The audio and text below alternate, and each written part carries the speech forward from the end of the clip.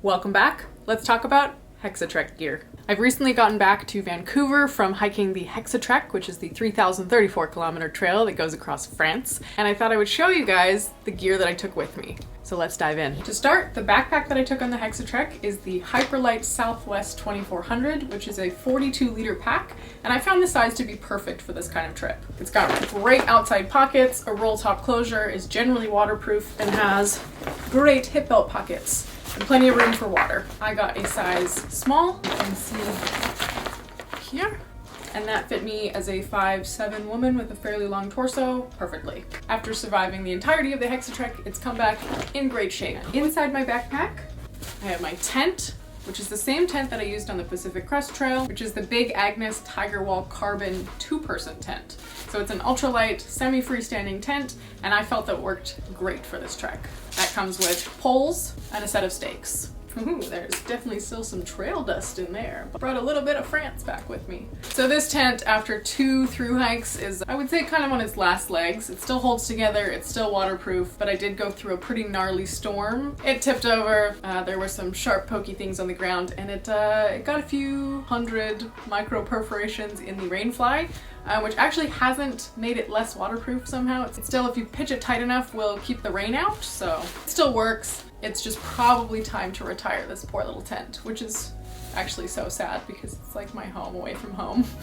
With this tent, I also use the Big Agnes footprint. I really like that this clips directly into the rainfly, so you actually don't have to use the inner netting if you don't want to, if you just want it to function as a tarp. So that's why I like having the actual Big Agnes footprint. Next on the list is the sleep system, starting with what I will never consider to be a luxury item, a pillow. I don't know how people sleep on trail without them. I truly don't. This is a Sea to Summit Eros pillow. It's nice and soft. Again, it's the same one I took on the PCT, so it's still holding strong several hundred nights later, and it's very comfy, inflatable, lightweight. Would highly recommend. I'm still carrying the Thermarest Neo Air X Lite sleeping pad, the women's version, which from what I understand has a slightly higher R value. It's the one that looks like this. It's the old version with this kind of mouthpiece. So I do have to manually inflate this one. Whew, everything smells like the trail. This could use a wash. Maybe opening this stuff in my apartment was a bad idea. I'm gonna have to air this whole place out. Lastly on the list is my sleeping bag. Again, the same one I used on the PCT. For my sleeping bag, I was using the 10-degree Enlightened Equipment Custom Revelation quilt. A 10-degree was definitely overkill. You probably could have gotten away with like a 30-degree quilt, but I already had this one and I was not about to spend another, what, $500 on another sleeping bag? But I was glad to have it because the temperature did get below 0 Celsius on a couple of nights. So it was nice to be cozy and warm. On the outside of my pack, I carried a Garmin InReach Mini, a Kula cloth, if you know, you know, and some hand sanitizer. I also carried this tiny little pocket knife.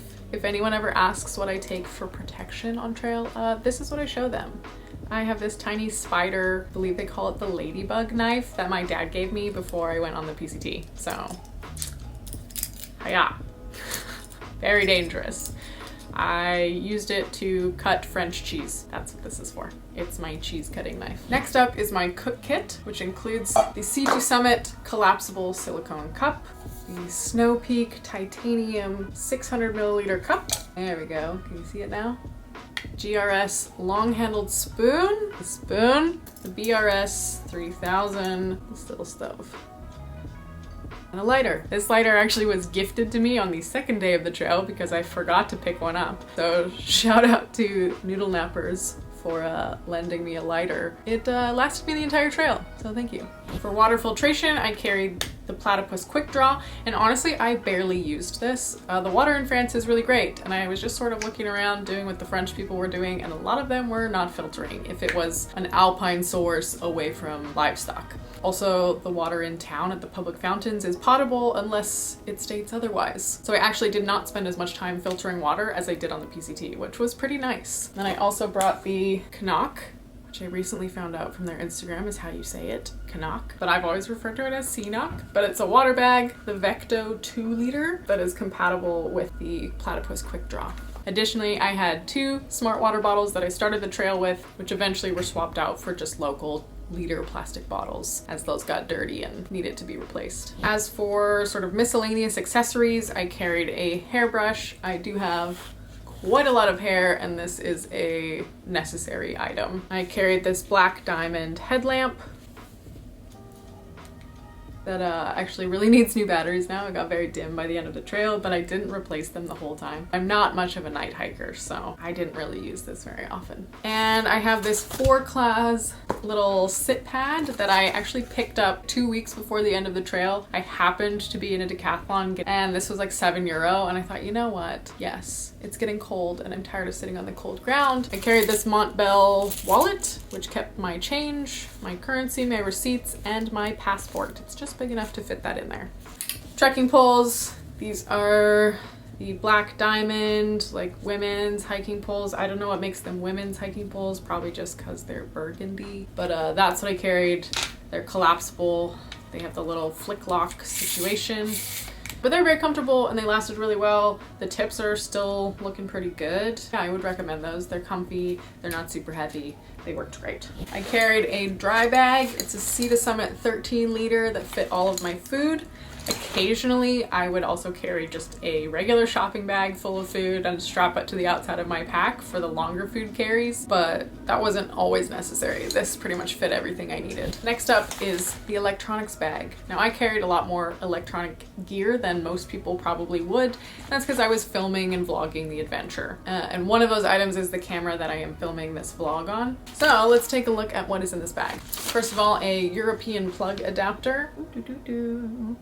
It has 2 ports, one for a USB and a USB, and a couple of charging cables to keep my phone and my camera and my drone and my Garmin all charged up. Next up is the heaviest and dumbest thing I brought on the trail, which is most definitely my drone. So I carried it in this Pelican waterproof case, which is very heavy, but did keep it protected while it was in my backpack. Better than like the soft shell case that it comes in. The reason that I say that that's kind of a stupid thing to bring for me personally is it was windy all the time on trail. It would be windy for weeks, and anytime you got to somewhere really cool where you'd want to fly your drone, the wind was just whipping around and it wasn't safe to fly. And then on top of that, it's illegal to fly in national parks, and you're in a lot of national parks. Even though there aren't signs, it's common knowledge that you're not allowed to use drones in these national parks, and you will get a ticket for it. So that's a no-go. I had 1 spare battery for that drone.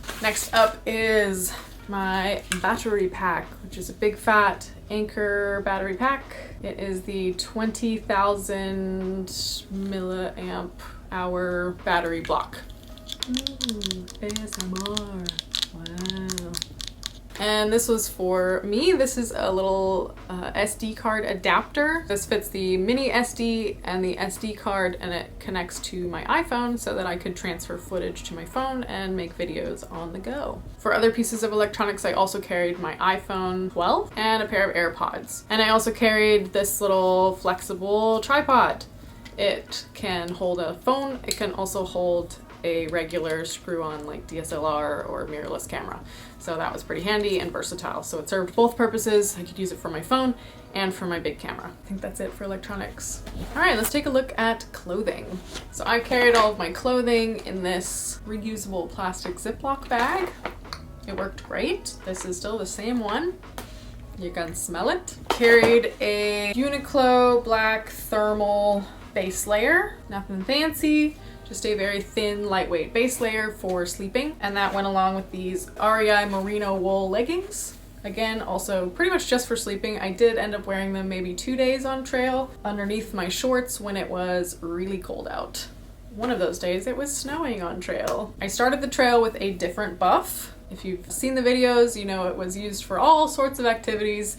I like to wear it as a shirt sometimes when it's really hot out or I'm doing all of my laundry. I've used it as an eye mask. I've used it as a hat. I've used it as a neck warmer. But about 2/3 of the way through the trail, I left it hanging up somewhere and it was never recovered. So I picked up another one because it was getting cold and I missed having one. I did carry a mosquito net for the whole trail because I mostly just forgot it was in my backpack. I never once needed it. There were maybe like 6 mosquitoes for the entire trail. I just never saw any. It was awesome. Also in this bag is a notebook and a pen. just to keep them away from any rain. I took some notes while I was on the trail. I mostly did a really bad job of that, but there's about a month of note-taking data in here. For my puffy layer, I carried this Montbell jacket. It's 800 fill power down, super lightweight trail jacket. It was just the right weight and warmth for this trail. For a waterproof layer, I carried the Outdoor Research Ultralight hiking rain jacket. I also used it as a windbreaker. It's not super breathable. It's a rain jacket, but it did do a decent job of keeping out the rain. It does wet through eventually, but it works just fine. For socks, underwear, etc., I carried these darn tough micro crew length socks.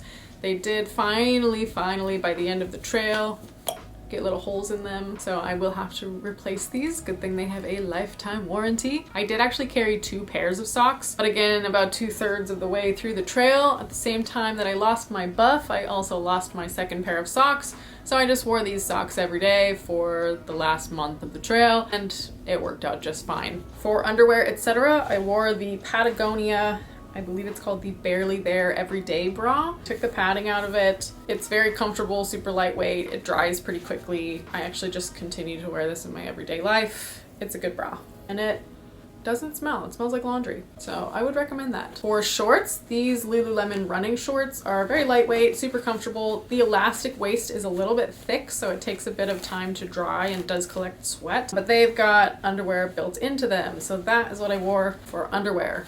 I did bring a backup pair just in case, especially if I was like needing to run around in town and I have to wear those silly leggings as pants. You can see through them, so underwear was necessary. It's probably too much information, but now you have it. Okay, my hat is this Lululemon hat. As you can see, it is no longer black. It faded terribly, but it still works, it still fits, it held up great, you know, it didn't fall apart, but it used to be this color. Now it is this color. It doesn't hold up to the sun, but it's a good hat. It was solid. It was part of my look every day. The braid and the hat. And last but not least is this beautiful, beautiful shirt. It's the Outdoor Research Sun Hoodie. As you can see, it's got a little hood. And this shirt I wore every single day for the entire trail. It is very faded. It doesn't have as many holes as I expected it to have. It's very thin. And by the end, it did eventually get a hole in the shoulder piece, right where I always take off my backpack. It would slide on that shoulder, and eventually it did wear out to the point where now it has a nice little hole. This either needs to be burned or put in a museum or something, but it's a solid sun hoodie. I liked wearing the same shirt every day because then everyone could recognize me on trail. And I was really easy to spot from far away, so my friends could always be like, "Hey, Lauren!" Because I was just always the gal in the pink shirt, so it's kind of nice. Yeah, I think that's it for clothing. I didn't carry gloves, I didn't carry a toque or a beanie. I really just tried to keep my clothing very minimal on this one. I didn't carry a towel. A lot of people, actually, honestly, I would probably recommend maybe taking a small travel towel. I just used my buff. That was another use for this, actually, which was another reason why it was really annoying not to have it, because I used my buff as a towel. But even in hostels and sometimes in the hotels or refuges, you won't have towels available, so if you're gonna grab a shower, you won't have anything to dry off with, but I find that the multi-purpose buff is my best piece of gear for that. And lastly are the shoes. I used Ultra Lone Peak 7s, I think, were the ones that I was wearing on trail. They're just some version of these. I went through 3 pairs of shoes over 3,000 kilometers. The first lasted about 800, 900 kilometers. The second one I pushed about 1,300 kilometers, and the third pair lasted me all the way until the end. So that was pretty great. I felt that they were comfortable. I thought they had enough grip for the terrain, and they were easy enough to find in my size when I needed them. So that was pretty handy. For first aid, I carried this little plastic bag that had some Compeed blister covers in them that I used a couple of times in the first couple weeks. It also had gear aid patches, which actually really came in handy. I definitely needed those. Yeah, there's a little bit of moleskin in there, as well as a pair of tweezers and nail clippers. These are the most important pieces of my first aid kit. Yeah, and in addition to my knife, that's all I ever need as far as tools go. Carried a small travel toothbrush. Theoretically, I could have just carried this, but I didn't want it to get gross and dirty, even though it got gross and dirty anyway. I also carried floss because it's good for a multitude of things. You can use it to patch up gear, but mostly I can use it to keep my giant teeth clean. And I think that's everything. So as of right now, in my room, looking around, I think that's everything that was in my backpack. At this point, it's almost a little hard to remember all of the little pieces, but I'm 97% sure that that was everything that was in my backpack. I did create a list of items that I carried with me. It is downloadable from my Patreon, so if you scoot on over to patreon.com/LaurenExplores, you can download that PDF spreadsheet that has the names, links to where to find them, and the prices for everything that I carried for the whole trail. You can subscribe to my Patreon for as low as $5 a month. It goes a long way to help support this channel, to help me make videos, to help me go on more adventures. But you also get some exclusive content. You get access to videos a little bit earlier. You get some downloadables. I've done a big Hexatrek frequently asked questions sheet that I just put up in there, so you can find the answers to your most burning Hexatrek questions over on my Patreon. And you also just get to interact with our cool little community that we have over there, and so hop on over to my Patreon. I would love to see you there. Okay, and that's everything. That is all of the gear that I took on the Hexatrek. I will link the list below that you can go find on my Patreon, but until next time, again, thank you so much for watching and supporting all of the vlogs and videos that I put out on this channel, and happy hiking!